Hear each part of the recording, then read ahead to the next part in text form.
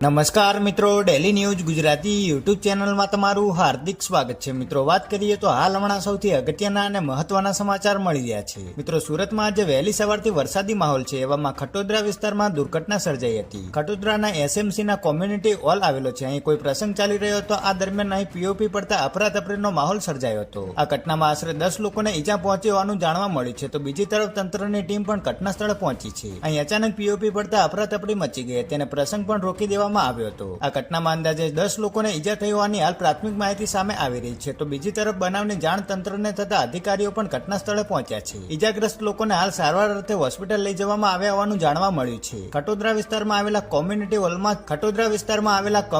હોલમાં છતમાંથી ગાબડું પડ્યું હતું। અહીં લગ્ન પ્રસંગ ચાલી રહ્યો હતો ત્યારે તડાકાભેર ગાબડું પડ્યું હતું। ત્યારે લગ્ન પ્રસંગમાં આવેલા મહેમાનો ઈજાગ્રસ્ત થયા હતા। ત્યારે મનપાની બેદરકારી સામે લોકોએ સવાલ ઉઠાવ્યા હતા। આશરે 10 લોકોને નાની મોટી ઈજાઓ પહોંચી છે, ત્યારે ઈજાગ્રસ્તોને હોસ્પિટલમાં ખસેડવામાં આવ્યા છે।